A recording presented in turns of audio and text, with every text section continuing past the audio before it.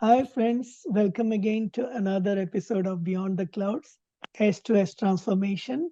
And talking about transformation, transformation has to be inclusive. It has to bring in the most remotest places on earth so that we all can work together and bring about change. So I got to know Anita Manwani fairly recently, but then I realized that I actually worked for her many, many moons ago when she was running a few large groups at Hewlett Packard. Anita, tell us about yourself and tell us what made you the Anita I know today. Wow. Thank you so much, Shankar, for inviting me to this program. And most of all, thanks for reminding and exploring the connections that we share. It kind of goes to the world. In this world, we're all very connected. And if we give ourselves the time to explore it, we can find how much more connected we are than just at the level of being, different bodies and souls that are floating around in our transient journeys. I always describe my journey as being just very opportunistic, but more than opportunistic, very accidental and not really planned. Um, I'm not one of those people who says 1 year from now or 2 years from now, I want to be doing X. And perhaps that is not a good way to live my life. But I do have some larger goals, but they're not really focused on my career. Um, so I was very lucky. I grew up in a very stable, comfortable life in Mumbai, and I'm the product of refugees from Pakistan, and so grew up with this whole notion that money is transient, but education is not. And so I was very good in my studies. I focused on my studies a lot. And the environment that I grew up in was one where it was not a question of whether you got into IIT, it is with what rank you got into IIT. And that is a direct quote from my mother, who would often talk about all the kids in Badwar Park who were all doing very well. Everyone was motivated. We did not look to the finer things of life. We looked for the finer way of life. And and so I was fortunate to have had that stable background. I came to the US for my further studies, and that was accidental and inspiration from a friend that I met at the US Education Foundation of India in Bombay. And he told me, he said, "Hey, I'm going to the US. What are you here for?" I said, "I'm borrowing a book." And he said, "Well, why don't you apply?" Those were the days of the fiscal guides where we would look at the what were the various universities. And the guidance he gave me was look for the ones that don't have much of an application fee because there was a foreign exchange control. So I landed up applying, and my parents were very clear. They said, "Where is this coming from and why are you going?" You know My dad said, "Well, we have to get you married, and what's the purpose of pursuing a PhD? You can do it here, you can, and I said, "Well, I don't need money for my wedding." And he said, "That's not your choice." So he said, "Okay, prove to me that you can be independent, you can do everything on your own." So with that challenge, I got a scholarship from the university, which many students in our generation coming from India did get TAs and RAs. But I also got a scholarship for my airfare. So that kind of took away the reason to ask my parents to fund for anything. And of course, my father was standing guarantee on that because when I was getting into my final round of interviews for the airfare scholarship, there was a person on the panel that knew my dad, and he said, "Why are you taking this?" And so I shared with him why I wanted to do this all on my own. And he said, "Okay, we'll give it to you as a loan." And my father stood guarantee for the loan and paid it off. But long story short is I land up in the US, and on a spring break, an IIT friend of mine said, "Hey, why don't you come over to the Bay Area? There's lots going on." And and I accidentally happened to be at a party where the wife of the chairman of Genentech, who was a promoter of women in science, and she was a Berkeley grad herself. She was the CTO of a robotics company and was talking animatedly. And, that's again, when you're young, you don't know much about, I mean, you don't ask like now in the Valley, everyone says, what do you do? So she wasn't asking that. I didn't ask her that. And at the end, we were just speaking. And at the end of the party, she gave me a card and she said, why don't you come and see me tomorrow in the office? And I looked at the card and she was, in this robotics company. So, and I was living with friends in Almaden. So it was a long trek. I didn't drive in those days. I drove in India, in Bombay, but I didn't have a license in the US. And so I took the train. I walked from Burlingame to this office. And the next thing is she said, well, we're looking for somebody a software engineer who can do version control and work with revision control systems. Have you done any programming? I said, of course. And so she said, okay. She called her project manager, who was a CS 101 professor. And it's amazing. He came into her office on a skateboard without any shoes and with long blonde hair. And I thought, this is the man I want to work for. He was very cool. and so I took the job, and he was an amazing mentor and gave me the first snippets and the value of mentorship in your journey. And Bob Upshaw, and I'll never forget the name, because not only did he teach me operating systems, and particularly 4.2 BSD Unix at the time, but also gave me the opportunity to develop new value added applications on top of the revision control system. So I landed up, and we used that. The company was, and then I moved into database management, more for the robotics controls for a steel plant, which was US Steel in Birmingham. So, it was phenomenal. I learned a lot. I published in Usenix, the then software journal for Unix developers, and got recruited by NASA Ames Research Center in their numerical aerodynamic simulation program. Wow. And that was my first exposure to distributed computing. And so we worked on the first Cray 2, which was running a Unix version called Unicos, with Amdahl's UTS, Silicon Graphics, display stations. We had to make sure that the users did not have different IDs. So today it's very common, but I actually wrote the software that worked on all the operating systems to allow for distributed computing, so that the UID and group IDs were all similar across all of the operating systems. And it was the most fun project. It allowed me to grow a lot, but it also, now that I look back, I think back of the lack of sensitivity to diversity that we had in those days. But because of that lack of sensitivity, we were very easy. We made friends easily. We didn't take offense. So to give you a little example, there was another person of South Asian descent, and his last name was Subramaniam.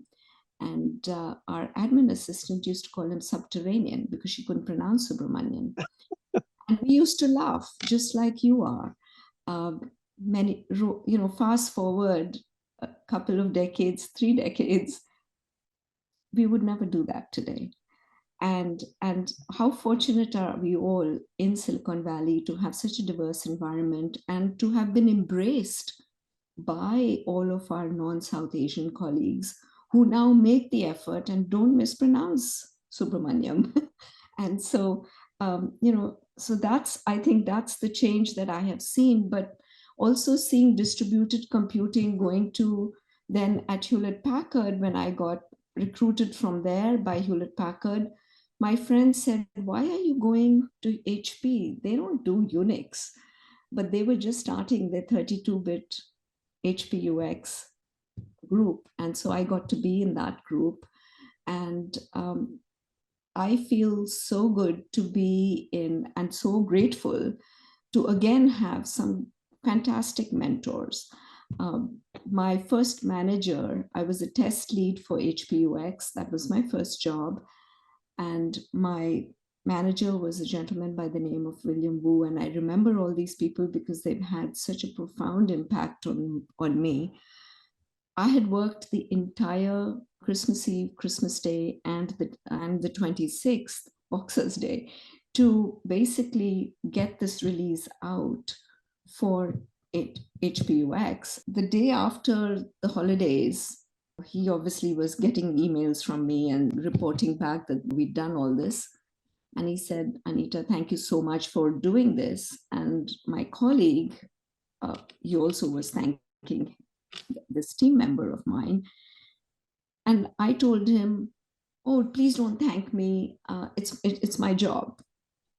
Later on, he called me to his office and said, you know, you must understand that in the Asian culture, it's considered that empty vessels make the most noise. And in the American culture, squeaky wheels get the most grease. And that was a lesson that stayed in my mind, that we must learn to also, whereas you don't brag, you must learn to advocate for yourself. And don't wait for things to necessarily come to you. You have to also ask for stuff. So I, took that lesson to heart. And as my career progressed, I went on to manage teams within the HPUX lab.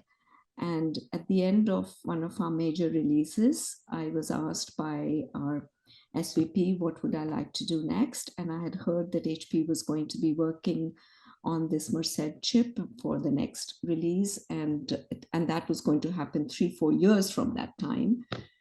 And I said, I would want to work on this. I want to lead the 64-bit program. And he looked at me and he said, really, that's what you want to do? And I said, yes. So he said, come meet me later. And when I went to him, he said the release date, and he actually mentioned the release date 3 years from then. And he said, that's it. We can, you can be responsible. These are the expectations and so on. That was amazing because 4 weeks or 5 weeks later, after the team was put together, no one was bought into the schedule. This was huge. I mean, it involved, deciding Little Indian, Big Indian with Nixdorf, with Bull, with Sun, with Amdahl, with IBM. What are we going to do with the 64-bit chip? How are we going to kind of develop our operating system so that everybody can coexist? And more importantly, I mean, the 800 odd people within HP that were working on it were like, no, this is huge. We have languages, HPUX, we have networking. There's so much to change. Channel management, how do we work with Oracle, and so on. And so I went back and I told him, I said, I think that schedule will not work because I don't have buy-in. Another learning that I got that day, he said, Anita, we didn't give you this job to win a popularity contest. That's the date. This is the motion that he made. It was very clear what we had to do. We were successful as a team. We delivered. We had a great party at the Monterey Bay Aquarium. We were all jointly successful. It was also a lesson that when you run, you can't run the finish line and get to win the race alone. You have to carry the team with you. And I, built some great relationships in that program. I look back at those years very fondly. And then I got moved to a portfolio. I kind of managed HP software operation in India. HP got split into Agilent. My division landed up in Agilent. I was in network performance tools that we used to release because networking was becoming, mobile communications were taking off. So, managing what were the cell tower frequencies and test equipment for that, software products that actually managed your network performance, your number of bars, as we call it today. So all of that. And fast forward, became founded and ran Agilent Technologies India. I was the first founding chairman of that entity. And I really believed, even back in those days, I was fortunate to have seen India as a working professional in the early 2000s, and then again in 2010 and 11. And it was clear that that is where every large corporation needs to be. The back offices were really important. We had learned from Y2K that engineering was, you had great talent in India. But what I saw in 2000 was the growing biotech, biosciences, pharmaceutical industries. The infrastructure build wasn't at the level that we are seeing today, but was definitely on the rise. So the opportunity for test and measurement equipment was huge. And large companies like IBM had already gotten relationships with Tata Burroughs and so on. So we did decide to kind of make that leap and have a subsidiary there, primarily so that we could also make bid for those government contracts. You don't go into a country and say, I'll get your business, but I won't have jobs. So we had 2,000 people who were on the payroll in Agilent in India, and we moved a lot of our back offices there. I had a larger portfolio as managing all of their indirect and direct spend. I was traveling all over the world. Young kids decided time to change and take a break. And the break turned out to be an accidental entrepreneurship. And I started a company that was in analytics. 5 years ago, I pivoted that company to a lab automation software platform. And so today we provide a product that automates labs that test for all clinical, so oncology, genetic testing, toxicology, forensics, and so on, and also agriculture testing. And in California, I can say agriculture includes cannabis and hemp testing. So that's on the professional side. And I got introduced to TIE. So you see the banner behind me. I am currently the president of TIE Silicon Valley. It's quite a shift from my HP and Agilent days, where you had a multi-billion-dollar portfolio, you had a lot of resources, running a not-for-profit, entirely volunteer-driven. We only have 6 staff members. 300 odd volunteers come out in the course of the year for the various summits, for the various technology deep dives we do, and of course for TICON, which is in its 32nd year this year, and in 2024 it'll be in its 32nd year. And my goal, being the president of TIE at this particular moment, is honoring the legacy of TIE, an organization that has survived and created. It has influenced $1 trillion of wealth, has touched more than 25,000 entrepreneurs, and created 2 million jobs across this country. That is a huge impact. And I have to make sure that not only do we preserve that legacy, but also make TIE relevant for the future. And as I think about the future, I really think about the next gen. I think about youth. I think about AI. And I think about brand TIE. I mean, we're sitting on a gem, and I've got to make sure that we continue to enhance this brand, make it relevant, deliver value to our charter members, deliver value to all our members, and deliver value to the investors, to the corporate executives, to the entrepreneurs, and to the academics, and to folks who are looking for talent. TIE has to be the go-to place. So that's in a nutshell all the accidental things that have happened. And for many of you who don't know, I'm actually a newbie to TIE, so I get forgiveness for doing things that are not the same old way and making change. I was involved in the early days of TIE as I think one of the first volunteers, and what a delight. I was coached by some of the founding members of TIE. It was literally like a family, and it's a much bigger family now. So one of the interesting things I find is that when we talk about inclusiveness, I am reminded of the HP way. In what ways did that influence you? Because the HP way was all about inclusiveness. It was about bringing people together. And I was a consultant to HP, not an employee. I had my own consulting company. I was treated just like any member of the team. It was so empowering. Could you speak to that a little bit? As leaders, it was very important to make sure that you heard everybody. But then, as leaders, you always reserve the right to make the decision. You are a leader because you use your judgment to make an informed decision based on what you have heard from everyone else. And so sometimes decision making takes a little longer, but I think it brings more people to run the race with you. So that was one. I think a lesson that I learned at HP was that you can lead in your job because your performance outcomes are associated with your compensation. But when you are leading a voluntary organization, it is not the same. You don't have the motivational tools, but we all have to dig very deep to get the inspirational tools to inspire people to that same cause. I was very worried when I first became a Thai board member and then into a leadership position. I had been so new to the ecosystem that I would not be able to get the number of volunteers coming out to volunteer for the different activities and different programs that Thai has. But I was so wrong because people are inspired by the mission of Thai. It's not one president or another, it is really the mission.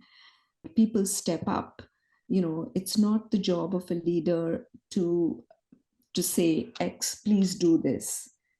People are actually kind of getting up and doing it. The job of a leader is to provide that platform where more people can come in and participate.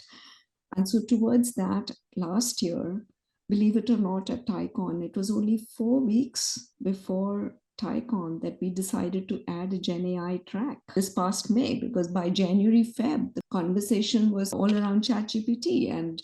And then by April, Google had already put a gag on all their conversations around, Bard and so on. It was very clear that, we couldn't have a conference without Gen AI track. So we quickly brought the right people on place, reached out to our networks, got the right speakers, and we had a Gen AI track. From the last 2-3 years, we have made sure that Thai Silicon Valley is not just about TaiCon. It is about regular events that take place. There's a cadence. Every few months, there is something. And in fact, this year, we've increased that cadence, whether it's the Golden Globe to bring young entrepreneurs, to young people in their 30s, less than 30s, whatever, to just talk about their journeys, their technologies. We still have My Story that is focused on the unicorn status kind of folks. And then we've also got focus on this AI cadence where every few weeks, so 4 to 6 weeks, we have meetups. Every 6 to 8 weeks, we have a CEO executive roundtable around life sciences and healthcare to talk about how are they embracing AI, what is happening, what are the challenges that they are facing. And in the AI meetups, we see such a diverse group of people. It's not that you have to be a member of Thai to be there in the AI meetups. Anybody is welcome. First preference, because of space limitation, is always to the membership, and then we open it up to everyone. And that's how we will engage the younger generation. And we really have to be consciously inclusive of the next gen. And a lot of people, because I'm a woman, ask me about inclusivity of women, and I kind of am anticipating that you would ask that question. So I always give the example of Singapore, where you don't have to talk about diversity; it is there. And last year, almost 40% of our speakers were women, whether on the grand stage, whether on in our tracks. The previous year, the same 40 to 50%. We feel that actions have to speak louder than anything else. Nobody wants to be on a forum just to fill the gender equity gap. So we are really looking for the best of the best. And it doesn't mean that if we have a panel or a meetup that has only men on it, it doesn't mean that the women are not good enough. It just means that somebody wasn't available. So, the timing didn't work out or whatever. So I think that the time has come where we don't necessarily just say, let's get this gender or that gender just for the sake of having parity, but we have to focus on the best of the best. And we have to be conscious that we embrace a larger network so that we can draw, and that itself will bring the diversity into everything we do. I'm so grateful that you're the first woman president of TIE after more than 30 years in the journey. But it is based on equity, it's based on fairness. And I'm wondering, you have been a mentor all along. This is not your first time to be a mentor. TIE started off as a mentoring organization. What's your leadership style, if I may ask? It's changed over the years. I am very persistent. I'm very results oriented. In my early days, people would not really think of me as somebody who is very easygoing until they got to know me, because and they're like, oh, okay, this is the other side of Anita. Today, I like to think of myself more as somebody who has a larger goal in mind. So I'm really thinking about the future, and I always share my intent of doing something. I always share the rationale behind it. So that's part of trying to bring the team. So I think my leadership style is inclusive. I'll state two examples, and if there are people in the audience, we are just going through hiring a new ED/COO for TIE, and I was very supportive of our past ED who did an excellent job and she wanted to transition to a for-profit role, and she's moved on and we're really happy. So leaders, you want people to grow. So whether it is growing in terms of exposing them to new technologies, new scenarios, you want them to grow. So we have this opening, and we've got a committee. We've got, like all boards should, which is the other piece, is I'm very focused on governance, but we've got a committee, a search committee, and a search firm, so that this is not a one-person decision. And the same thing for the charter members. We're trying to make sure that we have good charter members and who will attract the younger generation, people who want to be mentored by the charter members. And therefore, we've got a charter member committee. They are completely empowered to make their decisions around who they would admit, right, and into the TIE Silicon Valley charter membership. So I think my leadership style has evolved, as have my roles and my career evolved. I think integrity, results have always been a big part of my leadership style. And also teamwork. Like, I've always believed that we cannot run the race alone. You have to finish the race with the entire team. So including the team. But one thing I have learned over the last several years, as I've been serving on boards, and I've been also, with the TIE program, it's all about volunteerism. It's making sure that people grow, and that we've done. In the corporate world, that is your responsibility as a leader. You have to make sure people grow. You have succession planning. These are things that just come naturally. So I don't point them out as like, that's my style. That's almost an expectation. You can't succeed in corporate America if you don't have those qualities. But I think one of the things that over the years, what has also become a big focus for me is collaboration and empathy. As you get older, you realize how important it is to be vulnerable, to expose the human side of you. Also to be collaborative, because networks and mentorship are very interlinked to each other. And more so in TIE, because every person brings a network. Every person has a perspective. And that is so important for me, much more for me, because I'm a new person to TIE. I've been here only for 4 or 5 years. And so I lean very heavily on those board members that are very committed to giving to TIE and that have had the experience, that actually share in our mission to be collectively successful in delivering good value to our charter members, good value to our entrepreneurs, good value to our investors, and good value to Silicon Valley. I mean, we have to be, committed to inclusion and diversity. I've often said that Thai has to be representative of the community that it serves. I always get reminded that a large part of Silicon Valley community is the South Asian community. So that too, and the others. Speaking of something technical, you and I have been techno geeks in the past. You were involved in the very first incarnation of distributed systems, from the big iron to completely distributed management, distributed controls. And something similar seems to be happening. We had this massive clouds, public clouds, private clouds, and now we are going towards the edge. What's going on? And what's your prediction? Where do you think this whole thing will end up? Are we going to go all to the edge, or there'll be some hybrid?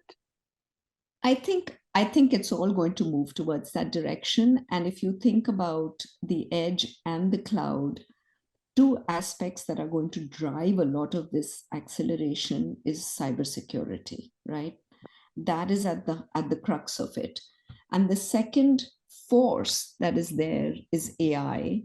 And there's a lot of conversation around AI. There's a lot of euphoria about AI. And of course, we in Thai don't want to leave our members, we want to give the same opportunity that they will see with other organizations. So we have this regular AI meetups. We also last week had a phenomenal speaker who has been a Valley veteran, went back to a think tank in India, actually devised that think tank, formulated and conceptualized the India digital stack. And he reminded us of a few things. He said, and Sharad Sharma reminded us that really it is the products where the money is generated. It is where the chips are formed, where the LLM is created, where the cloud technologies are built. Those are the ones that hold the IP, and therefore those are the ones where get the max or benefit, economic benefit from these changes. As you go higher and higher in the stack, you will find that the application providers don't get as much of the economic value, right? It's the infrastructure plays that get the value.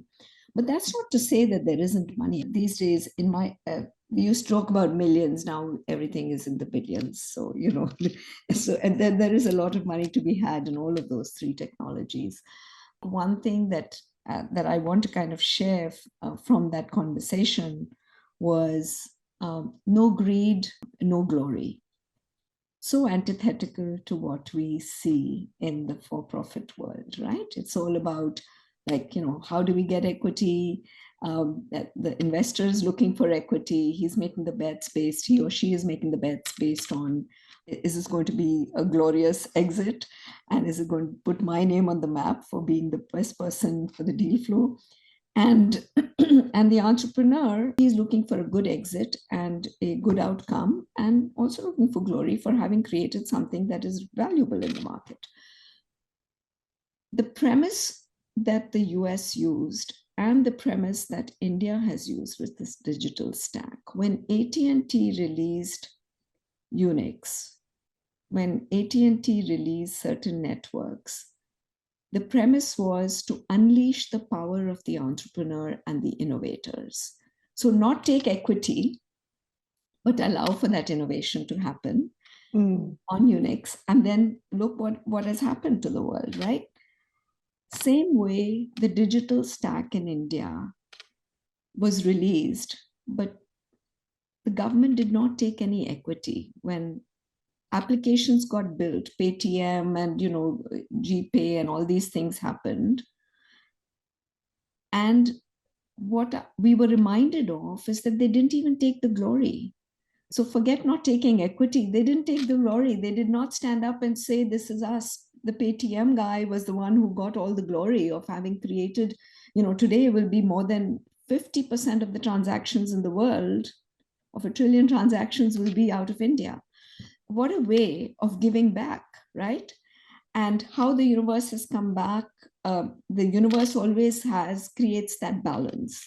That story of how will these technologies evolve? What will be more important? Who knows? All three are in the race. And I mean, when you look at compute power, that's the other thing. I mean, look at what's happened to NVIDIA. Look at how Qualcomm is getting into the race. And, look at how Applied Materials is getting into the race. So everybody is trying to be part of this whole ecosystem to enable it. And it's not just greed that is getting them. This is the opportunity. How do you ride that wave of new technology and be a major contributor and create shareholder value? That's what it's about. When I think of my private entrepreneurship, well, I'm also worried about my shareholder value. But when I think about TIE, it is all about value for our membership. So, because they are my shareholders. Every member of TIE, every person in Silicon Valley is part of this ecosystem. I have to create shareholder value along with my board, along with the team, and along with the 300 volunteers that are out there. And the other corridor that we haven't talked about is we talked about India, today the 5th largest economy, going to be the 3rd largest. Over the last 3 years, we've brought many Indian states, many cohorts from India, even from venture-backed cohorts, groups of 20 entrepreneurs who come, and we give them a very curated mini MBA program through TIE, introduce them and bring speakers who are CMOs, CXOs, CISOs, depending on their interest, and CROs from companies, so that they can share what is the scaling strategy. What do you do with this thing? They can also get access to mentors on how do you scale globally? How do you seek and increase your revenue in the United States? So we create those programs. TIE Silicon Valley is part of STPI's Leap Ahead program. We have an MOU there. We are just launching another one that is a entrepreneurship corridor between TIE Silicon Valley and STPI all across India. You're from the semiconductor world, and with the help of Sharad Gupta and Naveen Sherwani, TIE Silicon Valley has launched the iChips program, which is basically fostering entrepreneurship and investment from India so that more IP is created. The semiconductor industry is not just about putting a fab in India. It is also having all these design capabilities, design tools, and innovation and entrepreneurship in that area. So that's just a few examples of where I think some of these technologies are going. The implications are so many that it's almost impossible to predict the future. And that's the reason I'm talking to people from different areas. One other interesting thing, you mentioned many of the things that are changing. It's creating almost like a chaotic effect. Entrepreneurship unleashed in a huge way. I've never seen this kind of entrepreneurship since the introduction of the PC. You know what I mean? I remember Usenix created DARPANET, and Yes. finally we got the internet. That was a big one. But this seems even larger than that. And one of the concerns that people have is, oh my God, our old jobs are going to go away. I cannot be doing legal assistance or whatever. What's your take on that? How is the world going to be different, say 5, 10 years from now, in your opinion? One thing I can say is that jobs are going to change. More or less really depends on the acceleration of these technologies, right? Because the shift will have to happen. And it's very clear that some of the jobs that will change are jobs that are repetitive, that can easily be where we can use AI, or in areas that are not mission critical, health critical, human life critical, right? Because those are the jobs where companies will be more ready to experiment and produce, and consumers will be more ready to adopt. So jobs will change. I'm not in a labor agency where I can predict the number of jobs that are going to change. But I know that change is inevitable, and that is why we've already seen the change with, look at where data science jobs today are being paid and how many, what a shortage of data science engineers we have. And I think the same will rule for AI. Like everything else, we have to embrace that change. Think about our parents' generation. Did they ever think that they could do video calls with all of us sitting in the United States, many of our parents in Asia? um, that was a big change for them, right? Did we think that we could go on LinkedIn and instead of a yellow pages or a org chart of a company to find out what somebody was doing in that company? So we've all changed in this process. Searching capabilities and skills are what's going to differentiate people. I think of in a university. In our days, it used to be how well do you research by going to the library. Today, it's going to be do you know how to really query chat GPT the right way to get the right resources or your favorite source. So it is really on your searching capabilities, and everything gets curated, but then how do you put your human lens to it? I think that human lens addition is not going to disappear as soon as a lot of people are fearing. I don't know what will happen 20 years from now, but I think that the human curation will still be there. And you, in fact, brought that up. It's the empathy factor. It's going to be years before we can bring in true empathy into machines. We don't even know the basis of empathy or the neuroscientific Mhm. underpinnings of it yet. Right. Right. It's such a delight talking to you, Anita, and I'm so hopeful as I talk to you about how not only time but the whole world is changing. And to people out there, I'm always looking for new ideas, new ways of doing things. That's why I reached out to Anita, and it turned out that I've known her. I just forgot that she was the big boss when I was working with HP, working on 64-bit, what was then Itanium, Merced McKinley.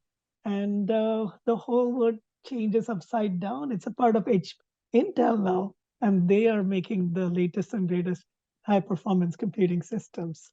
So, Anita, again, thanks a lot. And I hope to be a big part of TIE all over again. It's been years since I've We taken a want to leadership. welcome you back, Shankar. I mean, I want to run the race again with you on the team. And so please do come back. Sure. Thank you.